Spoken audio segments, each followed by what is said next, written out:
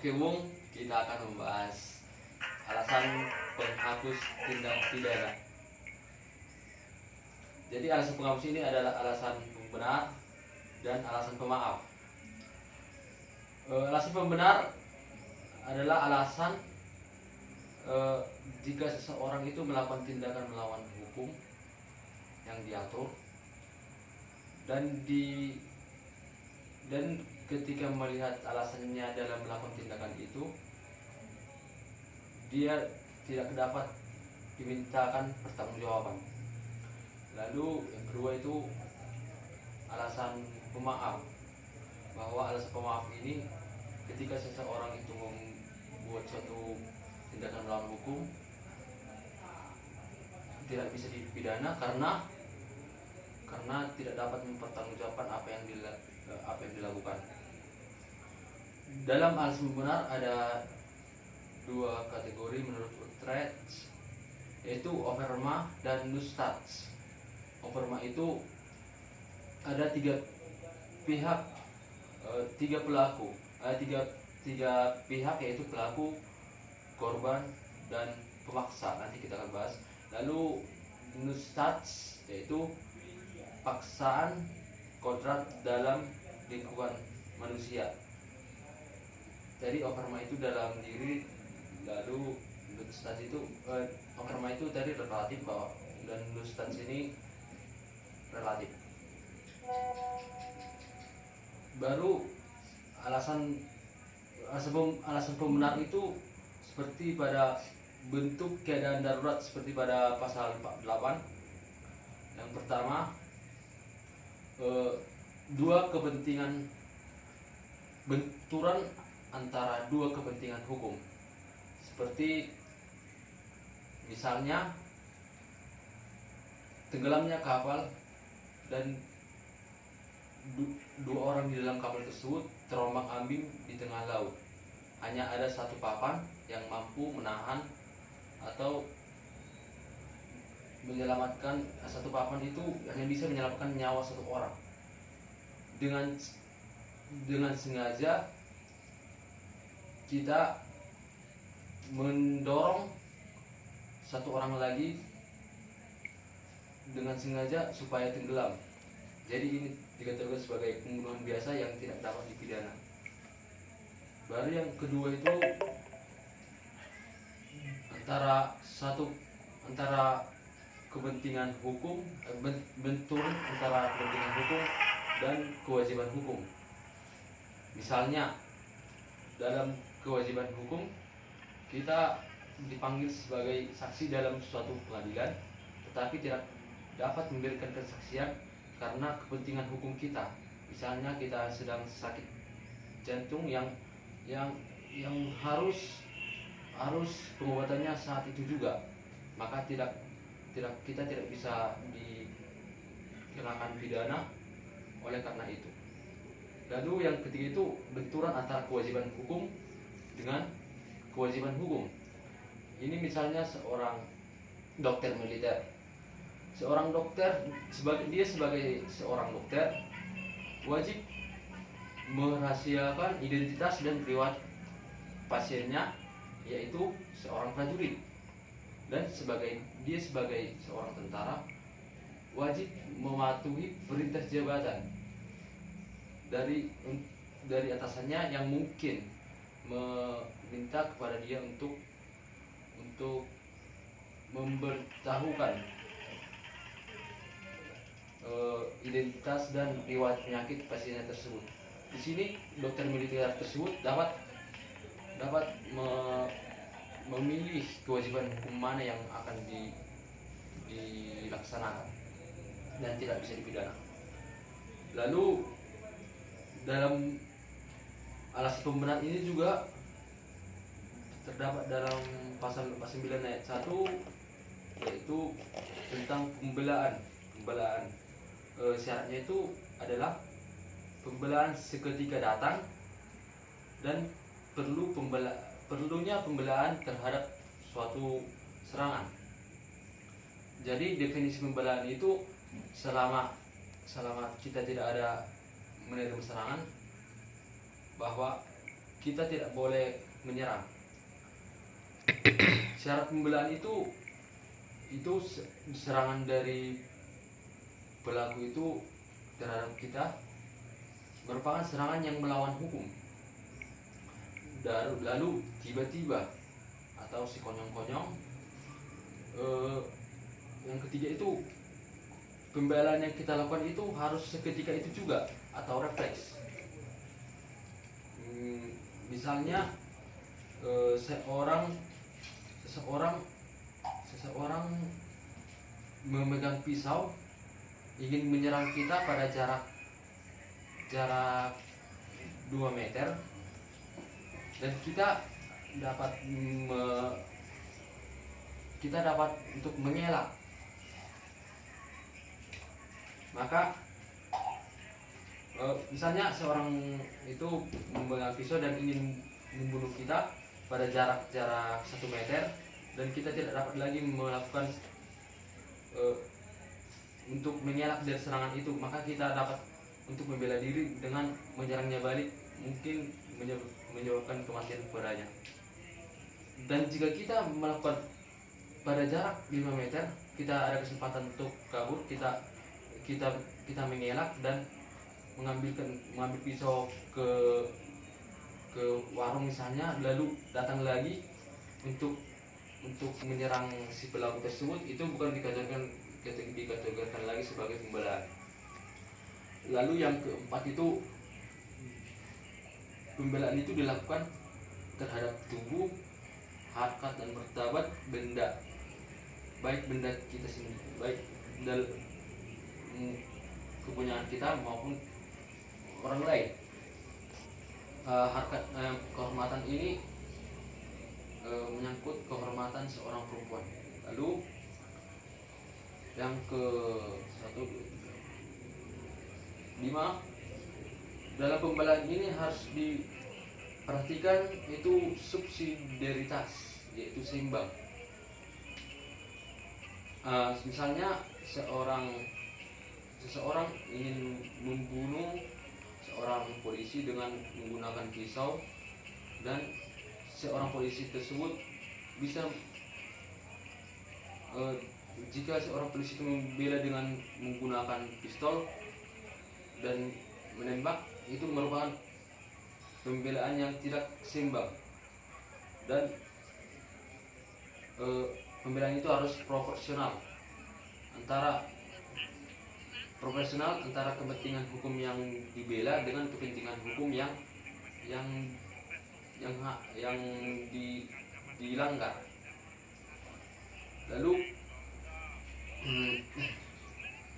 pada asas pembelaan ini pada pasal 50 KUHP tentang melaksanakan ketentuan undang-undang. Misalnya seseorang melaksanakan suatu penyitaan atas perintah pengadilan, atau penggusuran rumah karena perkara di pengadilan, dan atas perintah pengadilan bahwa atas perintah pengadilan tidak bisa dituntut, tidak bisa, orang yang melakukan eksekusi itu tidak bisa dituntut karena perintah pengadilan. Lalu pada pasal 51 KUHP tentang melaksanakan perintah jabatan. Jadi seseorang itu tidak bisa dipidana jika melaksanakan perintah jabatan. Perintah jabatan ini seperti komando.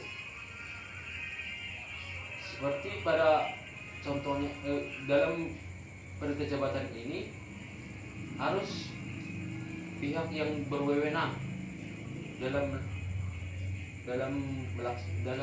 memerintahkan suatu perintah. Misalnya seorang tentara dalam kondisi perang menyuruh anak buahnya untuk menembak, sementara menembak itu akan mengakibatkan, menembak itu adalah suatu pembunuhan yang diatur dalam pasal 338. Maka karena atas perintah jabatan tersebut dan keadaan tersebut, seorang prajurit tersebut yang disuruh tersebut untuk menembak tidak dapat dipidana. Lalu ada juga dia pada dalam pasal 21 ini bahwa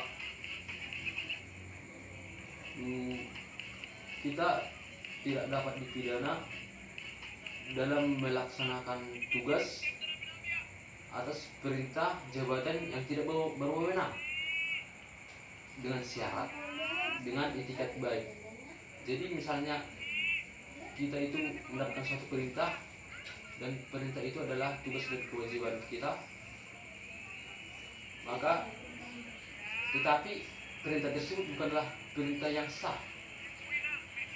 Tetapi jika kita dengan etikat baik melaksanakan perintah tersebut dengan etikat baik, menganggap perintah tersebut adalah perintah jabatan yang sah, maka kita tidak dapat dipidana. Tadi alasan pembenar, sekarang kita masuk kepada alasan pemaaf. Alasan pemaaf itu, jadi alasan pembenar itu yang dihilangkan itu sifat melawan hukumnya. Kalau di alasan pembenar itu ada di dalam diri korban, dalam diri pelaku tidak mampu bertanggung jawab. Misalnya pada pasal 44 tentang sakit jiwa, orang gila sebagai subjek hukum tidak dapat dipidana karena dia tidak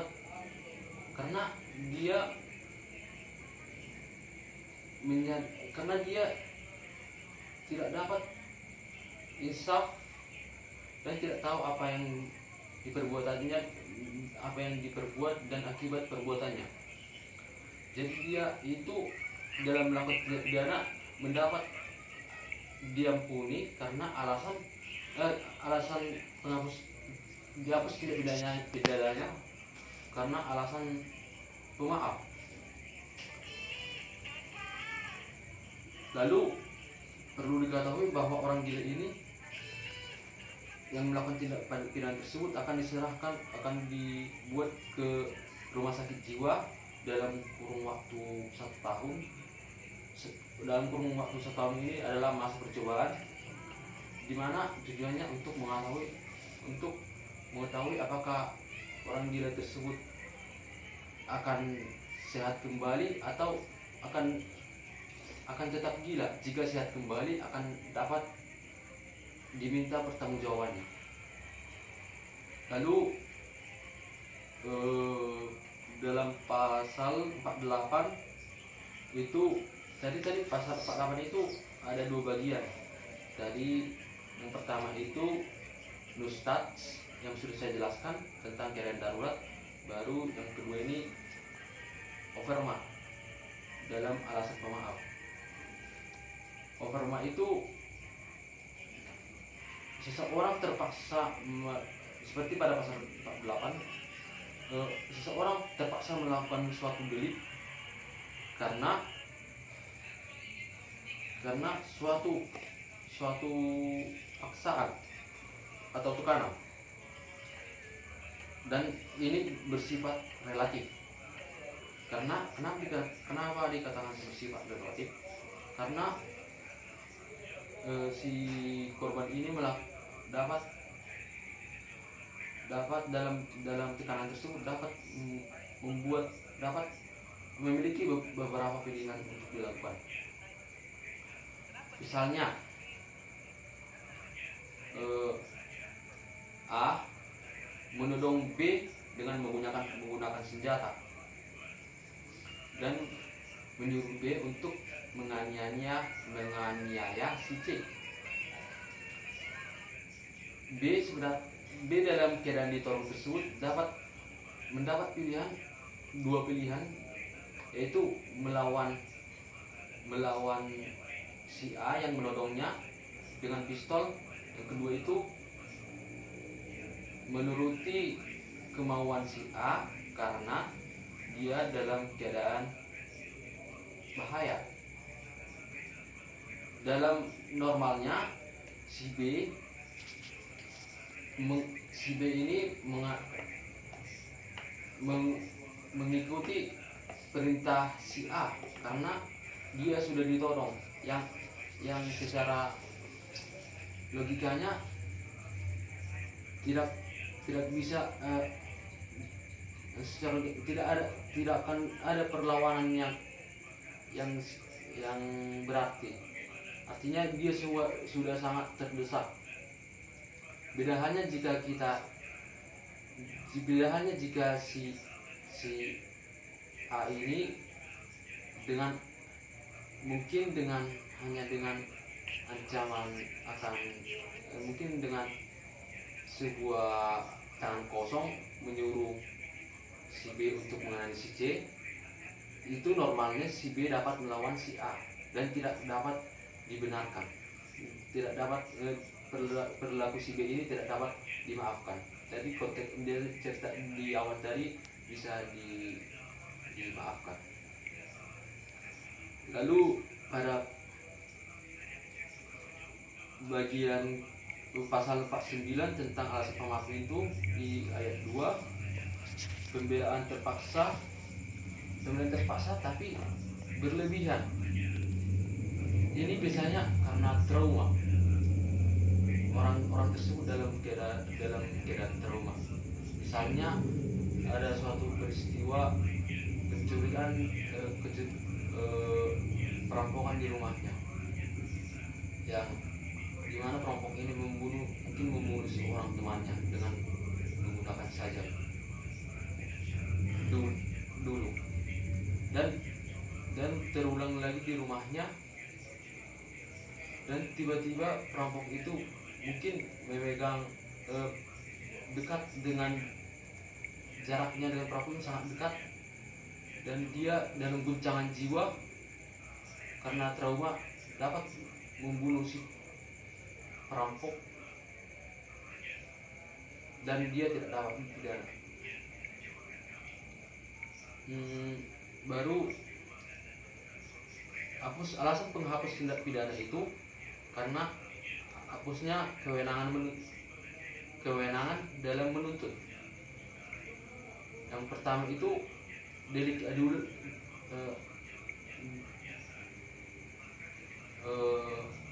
tidak diadukannya suatu delik aduan,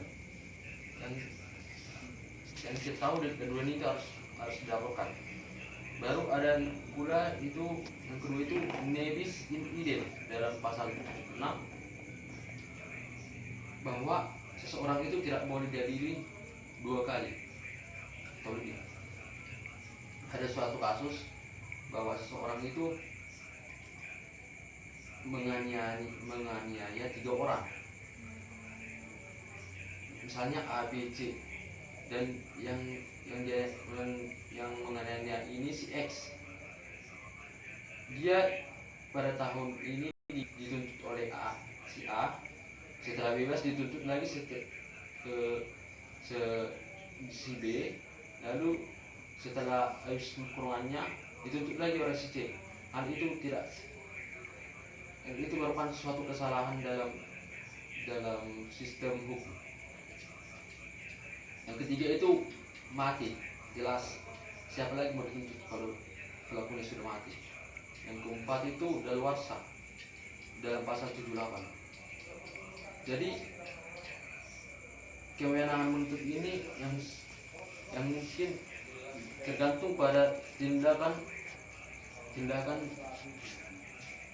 pidananya. Semakin berat tindak pidananya, semakin berat pula, semakin lama pula daluarsa hukumannya. Seperti pada pembunuhan misalnya, masa daluarsanya itu 18 tahun. Jadi jika kita membunuh dan 18 tahun kemudian 19 tahun kemudian kita dituntut karena membunuh, maka kewenangan menuntut itu tidak ada, artinya kita tidak bisa dituntut lagi. Lalu membayar denda dengan maksimal karena pidananya karena hukumannya ini adalah merupakan hukuman denda. Misalnya razia, kita membayar surat tilang pada kepolisian. Lalu ada abolisi dan atau amnesti. Lalu ada juga hapusnya menjalani pidana. Jadi itu kewenangan menuntut pidana dalam pidana, dan ini hapusnya menjalani pidana karena daluarsa di dalam KUHP. Yang pertama itu karena mati, ada masa tahannya selama 15 tahun, tapi menjalani 2 tahun dia menjalani, tetapi dia sudah meninggal. Jadi hapuslah menjalani pidananya. Lalu yang kedua, kabur. Seperti pada pasal 84 dan 85. Jadi jika ada putusan hakim, vonis hakim bahwa kita misalnya menjalani hukuman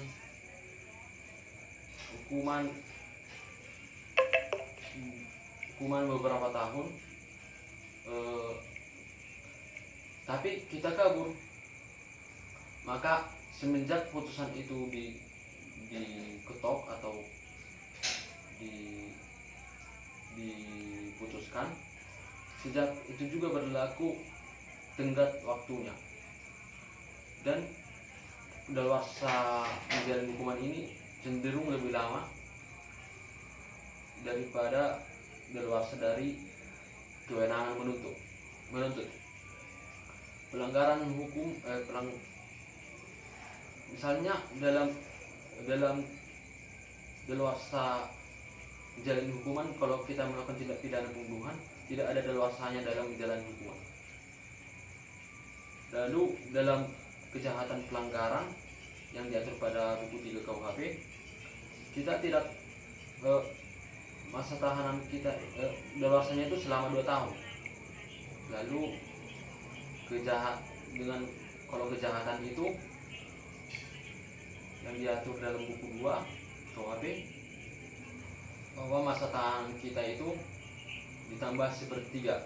Misalnya kita divonis menjalani hukuman selama 15 tahun, ditambah sepertiga menjadi 20 tahun. Itu merupakan masa daluarsa dari masa tahanan kita. Jadi misalnya jika kita melaksanakan, misalnya kita divonis pengadilan 15 tahun, kita mungkin kabur dari penjara, mungkin lari ke luar negeri atau operasi plastik dalam 20 tahun kemudian, sampai 20 tahun kemudian kita tidak ditemukan. Tetapi pada 1 tahun kemudian, bisa dikatakan kira-kira 21 tahun kemudian kita ditemukan, maka kita tidak perlu lagi menjalani hukuman. Lalu di luar KUHP itu ada amnesti atau pengampunan, dan yang kedua itu ada grasi atau mengurangi masa tahanan, yang merupakan hak progratif dari presiden yang